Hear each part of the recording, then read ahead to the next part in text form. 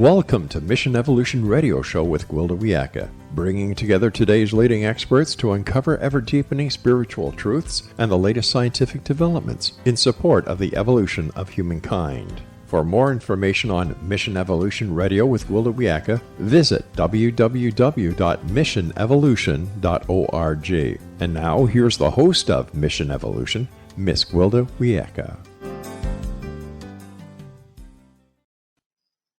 Welcome. I'm so glad you can join us on Mission Evolution. We bring the latest knowledge from today's leading experts to support your evolutionary process. I'm your host, Gwilda Wiyaka. This hour, we'll consider redefining the boundaries of love. With so much thought, literature, and discussion dedicated to the subject of love, it's amazing how shallow our concept of it remains. When it comes down to it, love is the driving force behind all things. Yet we view it as something that has a beginning and an end. I will love you till death do us part. More likely till divorce do us part. But does love end with death or divorce? If it does, was it ever really love to begin with?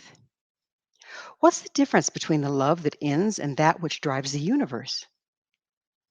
With us this hour to discuss evolving our concepts of love is Matthew McKAY. Matthew is a clinical psychologist, professor of psychology at the Wright Institute, co-founder of Haight Ashbury Psychological Services, and founder of the Berkeley CBT Clinic and co-founder of the Bay Area Trauma Recovery. He has authored and co-authored more than 40 books, including his latest, Love in the Time of Impermanenceis. His website, seekingjordan.com.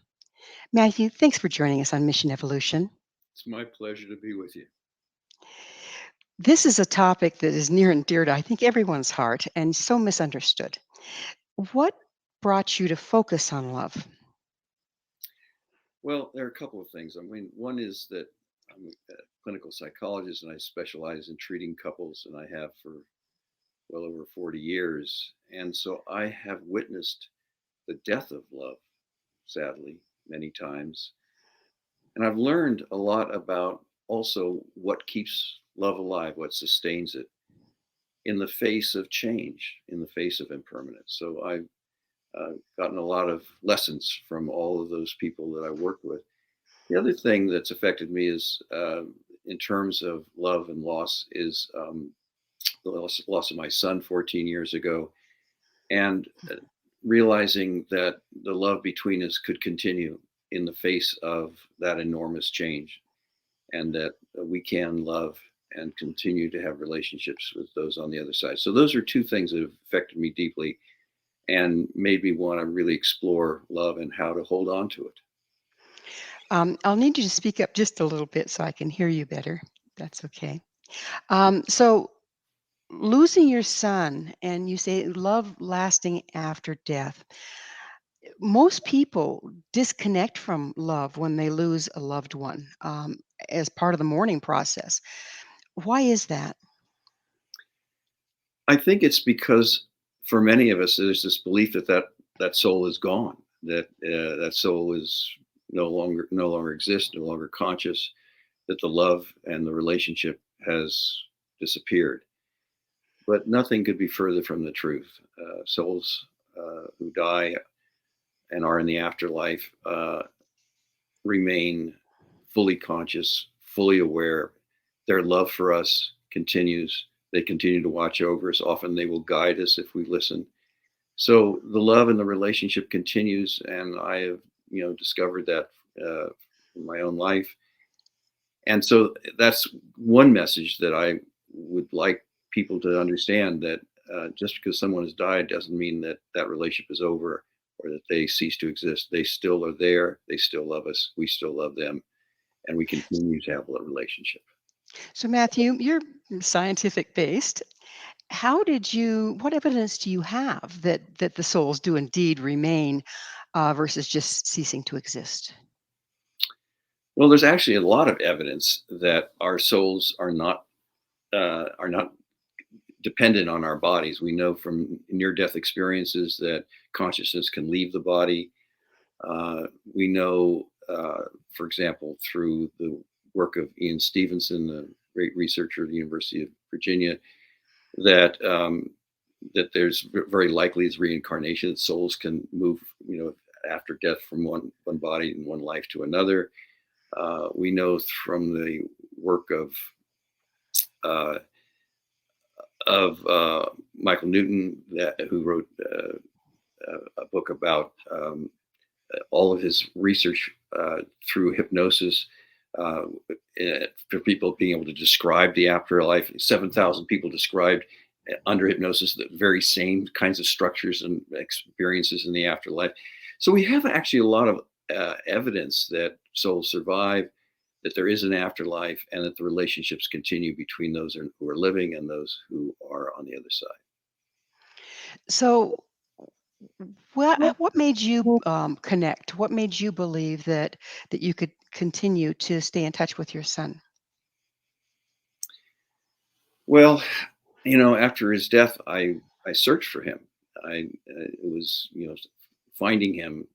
Those, anybody who loses someone that they love deeply, those are the questions. Does that soul still exist, and are they okay? And those are the questions that were burning for me. And I, worked with mediums. I engaged in something called induced after-death communication that uses EMDR, eye movement desensitization reprocessing. It's a kind of therapy that is used for folks who have trauma. And I was able to make contact with Jordan in that way. I used hypnosis, past life and between life hypnosis, but what worked best for me was learning how to channel. And after I learned how to channel Jordan, I could have conversations with him any time I wanted. And he's enriched my life with incredible amount of knowledge and support. So channeling for me was the prime means of really connecting with real conversation, real communication, and I have since for the last 14 years. So, backing up just a little bit, would you mind defining love as we're going to be working with it here today? Yeah, I think love is made up of four things. This is in terms of my observation of working with couples. I think it's, first of all, love is it's care. It's actively caring about the well-being of whatever we love, whoever we love, and that's a very active process. And uh, it comes from a deep sense that the well-being of this human matters to me. And the second thing that we need to have love, complete love, is knowledge. We have to see that person. We have to understand who they are. We have to see what they fear, what they need, what their all of their understand their formative experiences, uh, their preferences, their aversions, their emotional pain, their worldview. Everything. We need to know that person. We need to see them. And if we love without knowledge, it's projection. We're making that person up, and it, in my view, is not authentic love. So care, knowledge, and the third element is compassion. And compassion is recognizing that what we love suffers. It has that person struggles. They have pain. And recognizing that pain. And so compassion is two things. One is seeing the pain, knowing it, being aware of it, but also having a commitment to the well-being and care of that other person. And the final thing is intention. And I think what has become clearer and clearer to me is that love is not a feeling; it's action. Love is doing. Um, and so we sometimes talk about falling out of love, that the feeling of love is gone, so forth. But the feeling is not love. The feeling of love comes and goes. What stays is the intention to act on love, to bring love into our daily behavior. And so intention is action, and the intention is turning care, knowledge, and compassion into something that we do. So, How does that differ? Okay, all the religions of the world that I know of speak of love and, Jesus' commandment, love one another. Well, that's lovely, but what if we don't know each other? There goes the knowledge. What if we don't have any inside knowledge to understand what the other person is suffering without just imagining it? And then that's projection. So how does it differ, the love that's been spoken about for eons that tends to drive the universe, if you will, and the love that you're talking about? Well, the love that we talk about in terms of driving the universe is the love for the divine, the love for all there is, for the core or central consciousness in the universe. So, and everything is connected through collective consciousness, and the love for that is kind of an abstraction. It's caring for all without really knowing. And I appreciate what you're saying. We can't really, you know, you know, somebody who lives in, Pocatello, Idaho. I don't know them. How could I could love them? I can only love them as that they're part of the human race, that they're part of all. But again, that's an abstraction. The love between souls is one that requires knowledge. If you don't really know that person, you don't know what's going on for them, what they struggle with, what's inside of them. Um, we just have kind of an abstract love, not a love of action. So if we love someone, are we connecting with that universal flow from the unified field and then directing it specifically to an individual, or are they related at all? I think the love of the individual is our doorway to that larger lover and connectedness to everything. I don't think we go through connectedness to everything to that individual love. I think it works the other way around. It starts with a love built of the knowledge of this person, this human, and the specific caring and compassion that we have for them. And then through that, we arrive at the love of the larger universe. That makes sense because love is a frequency, right? And so if we're engaging that frequency on a one-on-one, then that gives us access to the frequency itself. That would be my view. Yes. Okay. So does love really end then? It doesn't sound like it. Now that's my understanding. Well, let's put it this way: in a material world, uh, everything is impermanent, and we have constant change. And our task here is to learn how to love in the face of impermanence, in the face of change, of loss, of pain. And so uh, and we appear it appears many times that we lose love. We lose love through rejection, through death, through various changes that occur in a relation. Somebody moves away, somebody loses interest in us, and it appears that we lose love. In fact, on a spiritual level, once love is ignited between two souls, it will continue, and it continues in the afterlife. And so we may appear to lose love here, but in fact, love continues. Once it's ignited, it is actually eternal. But So that goes with the frequency idea. So by what you're saying, we don't really lose love, but we do disconnect from it. we That- disconnect from it here, and we disconnect from it because uh, it appears that the person has changed in some way, or there's something about them that we've lost our desire to be with them or connect to them. Um, and but mostly, what causes us to lose love is judgment. Is actually um, organizing the world into good and bad, and that's really, in my observations, what of the couples that I've observed losing love is that what happened first is they began to have judgments about each other. Uh, this was bad, and that's bad, and when he or she does such and such, that's bad. Uh, and these judgments then harden and calcify, and they begin to crowd out love, and they also crowd out and make more difficult enacting love.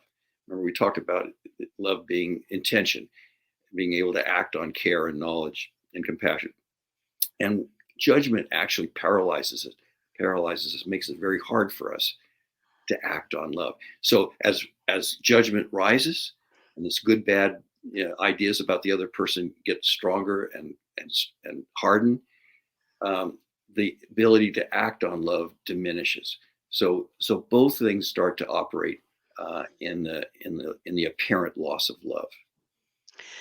So it sounds like that the love you're talking about is very conditional and self-centered, like with an agenda. You'll meet my needs, and if you don't, that's bad, and if you do, that's good.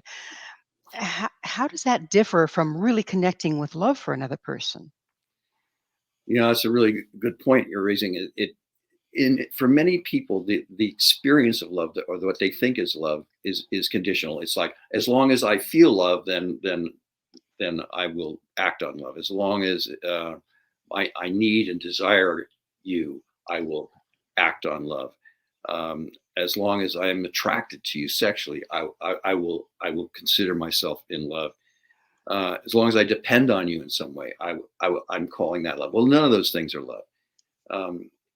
And we get confused about that. We think feelings are love. We think dependency is love. We think need is love. Well, we're taught by media and everything else that love is a commodity. Yes, that we have to go out and seek and earn and be beautiful for, or whatever. I mean, isn't that conditioned into us? That idea that love is conditioned, that it's something that we can obtain, and it's something we have to find and win and be deserving of in some way. Yes, that's a very unfortunate product of our culture. But in fact, love isn't any of those things. Love is action. Love is behavior. Love is enacting care, knowledge, compassion every day of our lives. And so we think that it's something that we just have, but it's not something we have or possess. It's something that we do. And it's something we do at all these moments of choice every single day of our lives. So I guess that's the first thing that's so important, is to kind of redefine love. It's not something we possess, and it's not something we feel. It's something we do. That's interesting. You have repeated several times now that love is an action. It's something that we do. We can't just be and love. No, because what is being in love? It's just a temporary state. It's like the feelings of love come and go. And I'm sure if you think about it, even the people that you apparently love the most deeply in your life, that feeling is there sometimes, and it's not there sometimes. Well, we're gonna have to pick up on doing on the other side of a commercial break. Oh, I'm sorry, I lied. We have more time than I thought. So continue with that, would you? So we think it's a feeling, but it really, if it was a feeling, we know from our own experience, that sense of love, even the love of your children.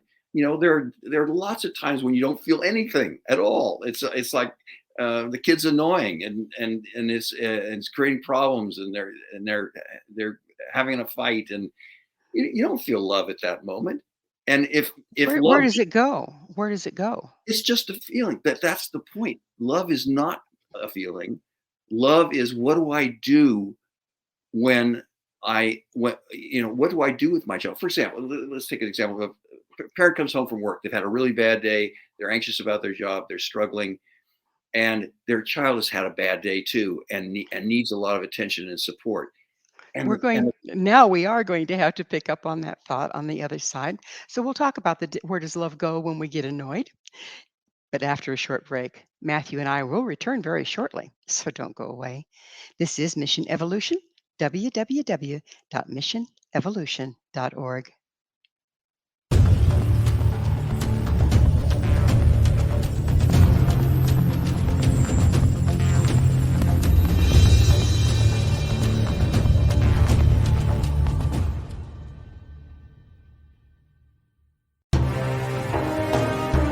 To be accosted in her bed and abducted by aliens was the last thing Michelle expected. Yet the fateful morning of her destined death changed everything. Lord Lan Ramos, Alpha King of Vidar, the monstrous befanged alien looming over her bed, was her destined mate come to save her from certain death. He is a telepathic mute shifter. Can Michelle accept him and his animal? Once on Lan's home planet, Michelle becomes increasingly psychic, revealing her as the fabled Oracle of Vidar. As factions conspire to destroy them, will they overcome mounting threats? Will Michelle's growing gifts save them, or ultimately destroy her? Don't miss this sci-fi shifter romance with charismatic and engaging characters. Get your copy today, The Oracle of Vidar, available on Amazon or CahiraO'Donnell.com. That's CahiraO'Donnell.com.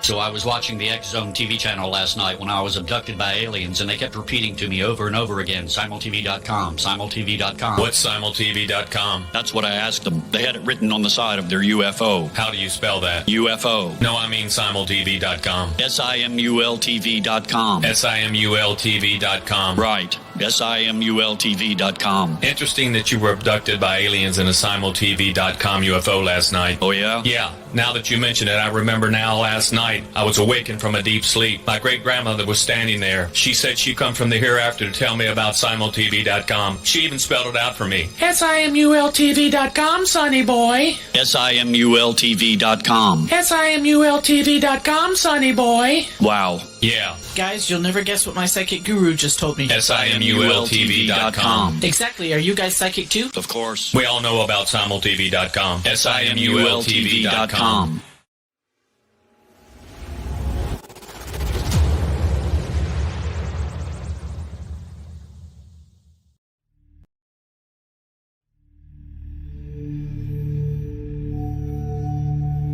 Do you enjoy paranormal sci-fi romance, yet find yourself tired of the same old themes and storylines? Then you won't want to miss Kahira O'Donnell's latest exciting release, To Taste You Again. Alien Lord Cain McKean knew the moment that his destined mate was born. He watched from afar, waiting for her to grow from child to woman. However, before she was old enough, she was stolen from her home world by flesh pirates. Cain searched 10 long years to find her held in a suspension chamber, a 10-year-old girl in a woman's body. He rescued her and swore to give her time to grow up, but with his very life depending upon winning her as a mate, has he waited too long? Get your copy today. To Taste You Again by Kahira O'Donnell is now available on Amazon or CahiraO'Donnell.com.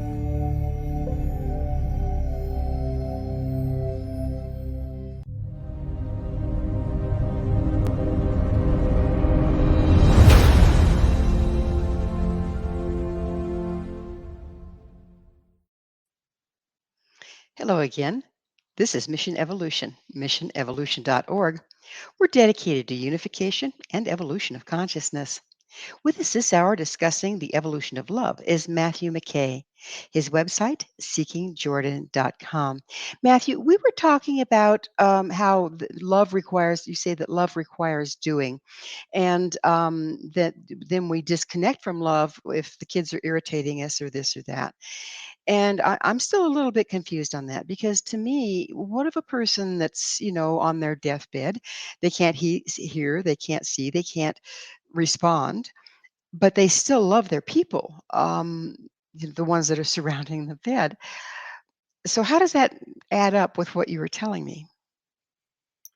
Well, they're aware of love and they're aware that they have a relationship with all those people around them on the bed that has been built by love. It's been built by caring, knowing, and deep compassion. So the relationship has been built up by all of that behavior, all of that caring, compassion, and knowledge.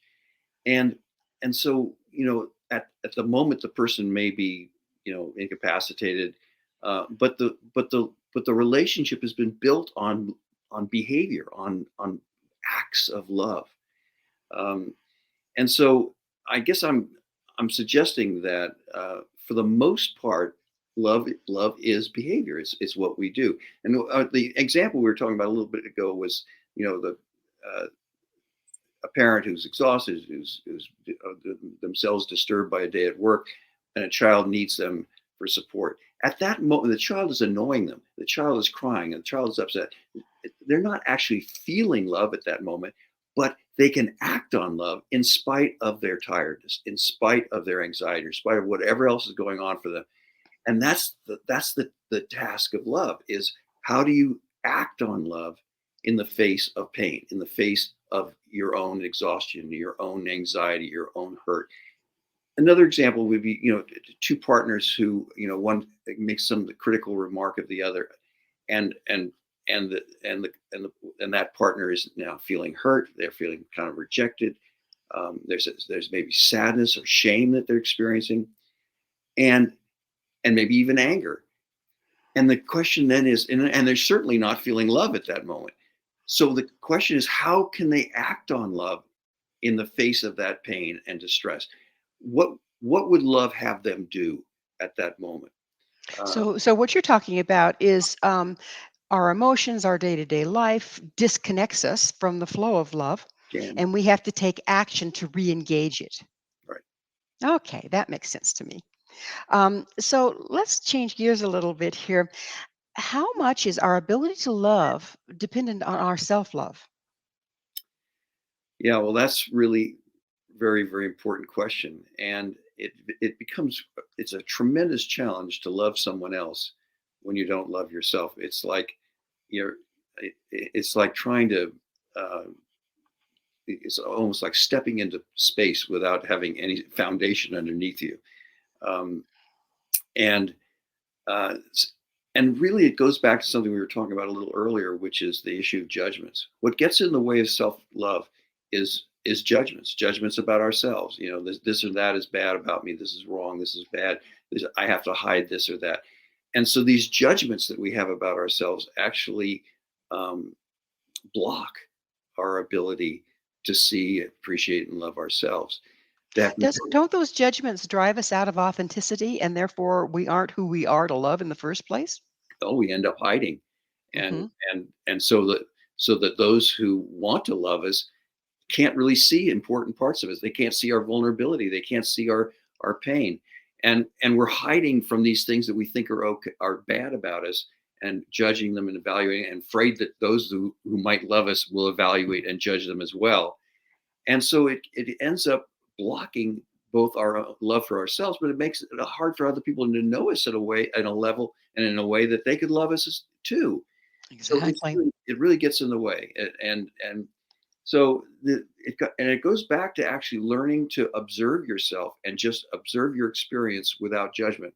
And so one of the things we try to teach people to do is to just, it's a kind of a meditation where you just observe what's happening with you. You observe what's going on in your body. You observe what emotions are showing up, what thoughts are showing up, and just observe your experience, and then notice when there's a judgment, and let it go, and just come back to the experience. Notice when there's a judgment, let it go, come back to the experience. So being able to observe without judging, with acceptance, that's really a very first and important step. The other thing is to know about our own pain, to face our own pain. You can't have compassion for yourself if you're not aware of your pain. And so to allow us to allow awareness of, what hurts, what am I struggling with? Where's my suffering? And if I can allow myself to see that, then I can start to build compassion and a sense of appreciation that I am a human that struggles and suffers. So again, pushing past judgment to actual awareness is really an important step for self-love. So one of the things that, again, as you're speaking, comes to my mind is most of us are so far conditioned out of self-awareness and self-love that taking those steps never enters their mind, and they don't want to face the pain that involved in doing so to start out with.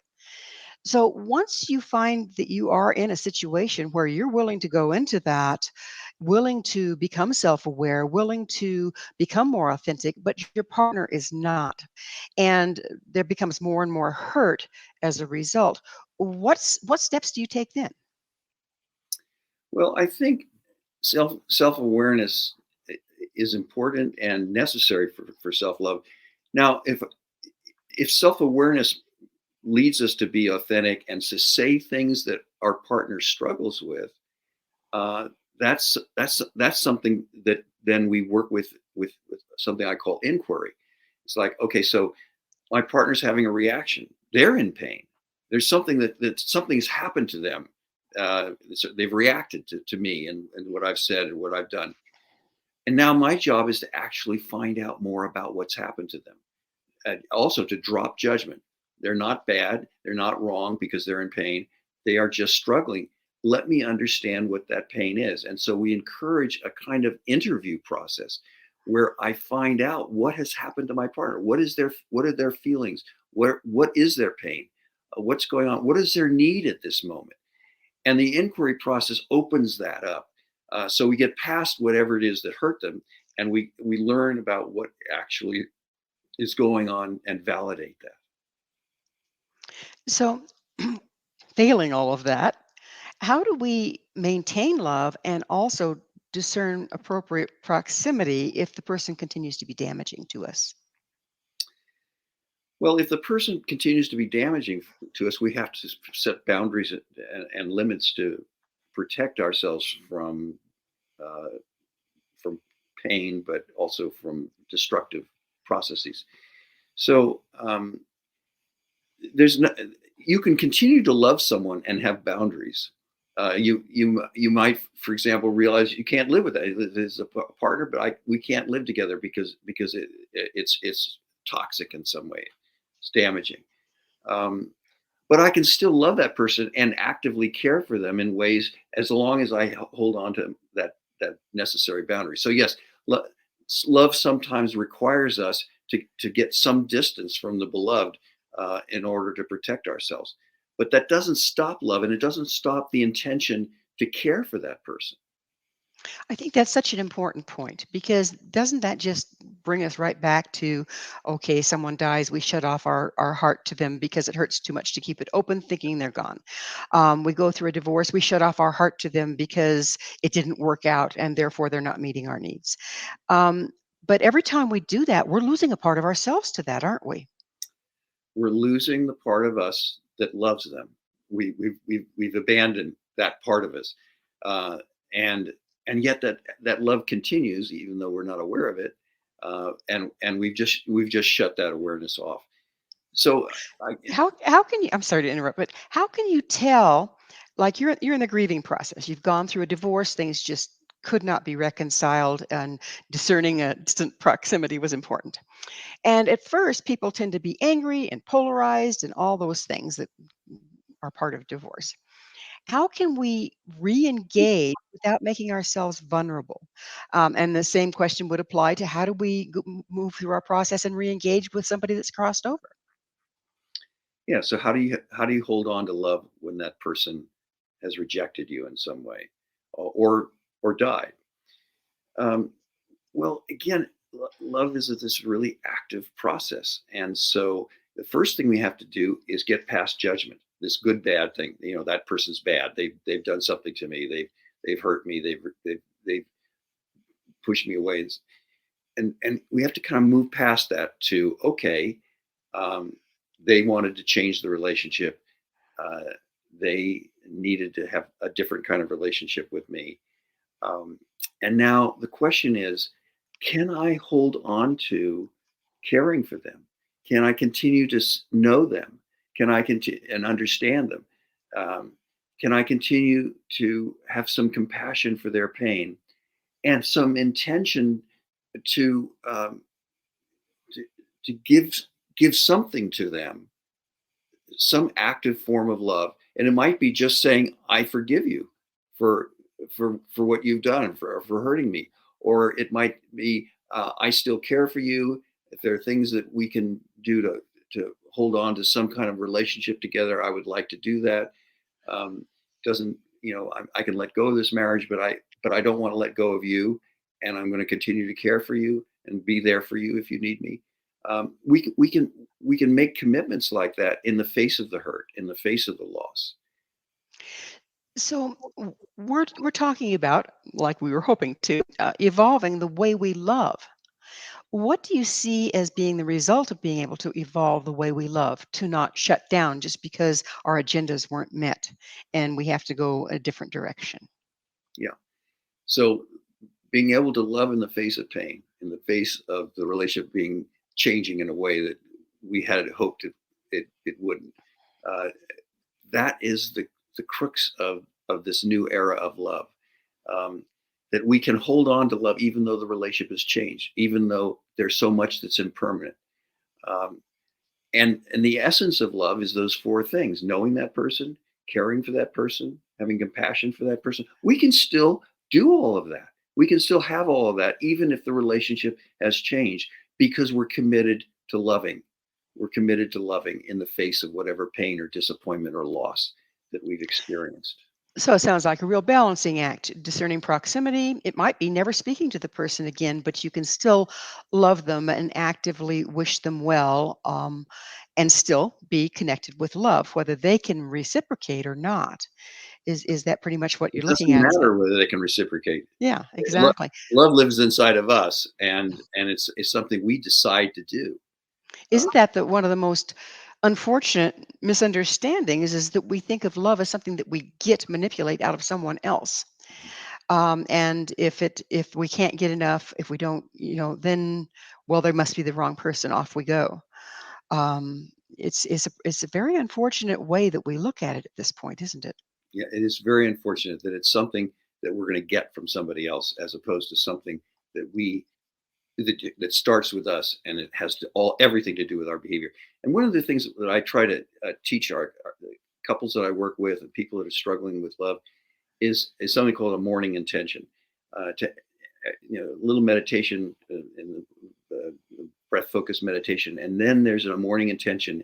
And the morning intention is to just look over your day, the kinds of things you're going to be doing, the people you're going to be talking to and engaging with, and you say to yourself, today at the moment of choice, I am love.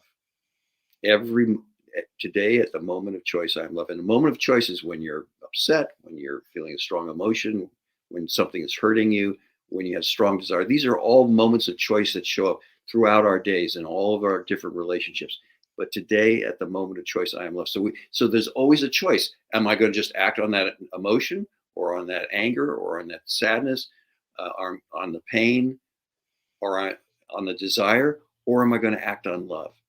And to be aware of that choice all throughout the day. So that's one of the things we try to turn that intention into an active engagement and active behavior throughout the day.